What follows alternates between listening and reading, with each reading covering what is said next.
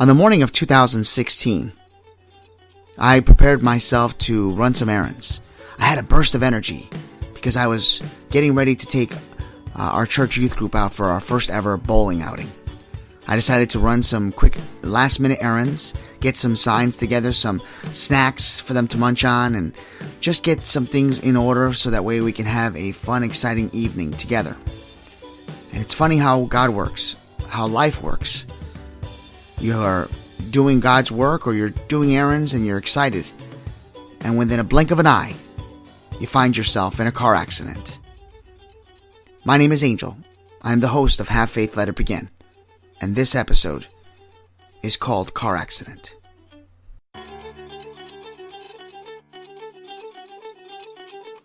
Don't you see that your faith is coming alive?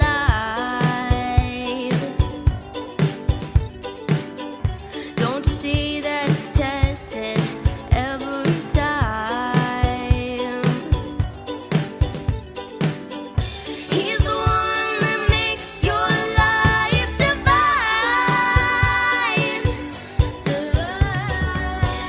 He's the one that makes you feel fine. Your faith's being tested.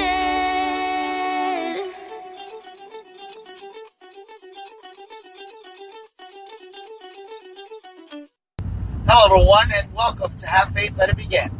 We want to thank all of your viewers for coming on this show and listening to another episode. We ask all of you to subscribe to our channel, to like us, to put some comments. That's going to help our show propel and advance to the next level. So we are asking and encouraging all of you, if you haven't done it yet, you can sign up to Spreaker for free and then follow us here. You'll get the notification on your phone. If you haven't got the app, do so. Log on to our channel and completely subscribe to us so that we can get that notoriety that we know we have already. We believe in our show, and we just want to show everybody out there that we do exist, we do have hope, we do believe in you, and we want to inspire and change lives each and every day. Folks, I'm going to share with you a story that happened to me. I was driving along a local road, and I was getting ready to go to youth group. For those of you that don't know, I run a youth group in my town, and I'm getting ready to go to youth group. And I stop at a Dollar General. I get some items, and as I'm pulling out of the Dollar General, I make a left-hand turn. I'm driving, and this is a side road, so this is one of those roads where, as I turn onto we'll call it a route because it is a route. Once we turn on the route, it goes from 45 to 30 instantly. So I was able to reduce my speed to 30 miles an hour.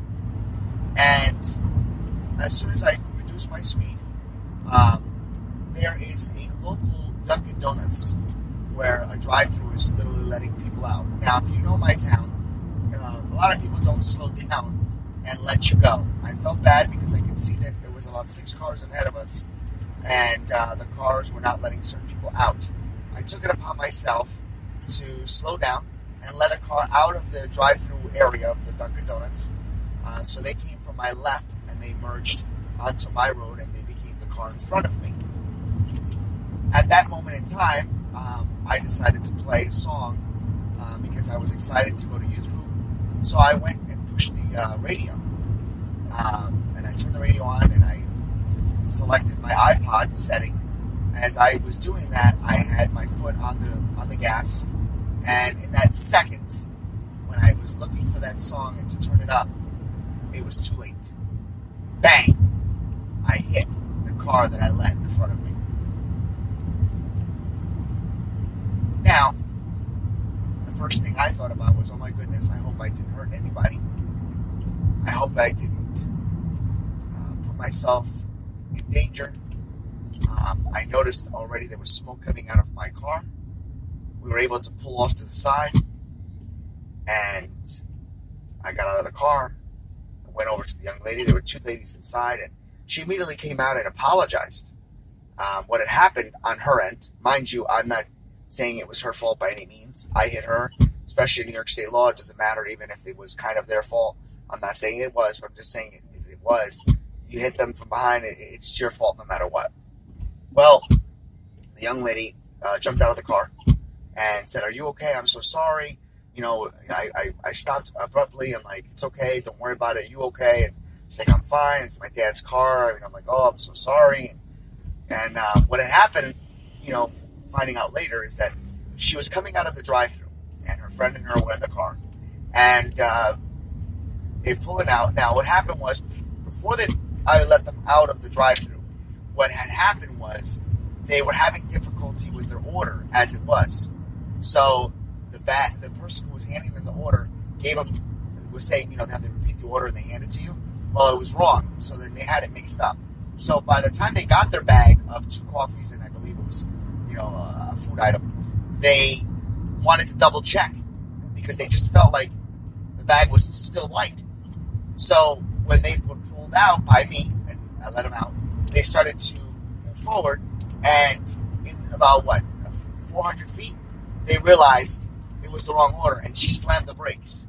She slammed it so fast. Again, I wasn't paying attention, but it also didn't give me enough time because, again, here's that famous line: I assumed we were all moving in a direction, and when you assume, you know what happens. So, I hit her from behind, and she felt like it was her fault, and I told her it wasn't, and it was a good setting. Let's just say that. So the point of my story is how amazing God works. The lady that was in the passenger seat was working at her church, and she was trying to set up a youth group, and she couldn't figure out how to sell the youth group to her church.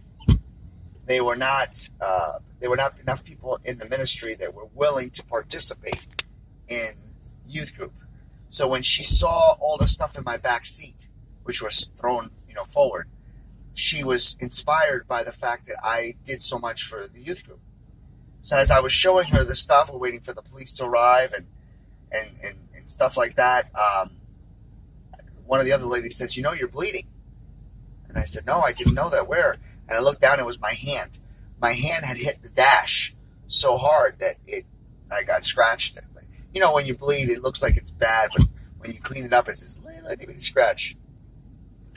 But I was bleeding at the time, and they took care of me there on the scene, the girls.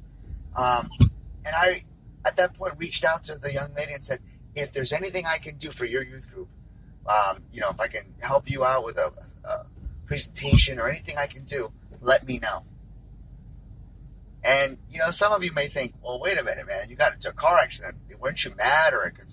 I wasn't, because, there's so many bad things that happen in this world where people get hurt, where people get injured. And I was grateful that I only walked away with a scratch. And that even though my car had some significant scratches, it definitely needed to go it was about $6,000 worth of damage. I realized that it was something that definitely needed to be fixed. It was definitely an eye-opener for me. But I took away from it as an experience that God was in control. God, I believe, was there with me because He was telling me to slow down. I was rushing. I was excited. And, when you get excited, sometimes you don't pay attention. And that's what I think happened to me. I didn't pay attention. And I was excited. And God asked me to slow down. But at the same token, He reminded me just how important I was to my youth group, how important I was to others, and how amazing the gift of forgiveness can be. And they were forgiving of me for an error that I had, and they were forgiving of the people that messed up their order at the drive-thru. So what's the purpose of this episode? Things happen. We've talked about that many times. Car accidents happen. Injuries occur. Forgiveness is key. And I guess really what I'm trying to say to you today is don't rush. You'll get to where you need to get to if you just take your time, if you give yourself enough time, and you prepare yourself for what may or may not happen. God is always in control, and just when you don't think He's watching, He sends you messages. He sends you a gift. And I'm grateful that on that day, no one was injured. No one got hurt. No one was angry. And I'm happy to report this young lady eventually got a grant and is now running a youth group. And that is what it's all about. So even though the title today is called Car Accident, I wish I could retitle it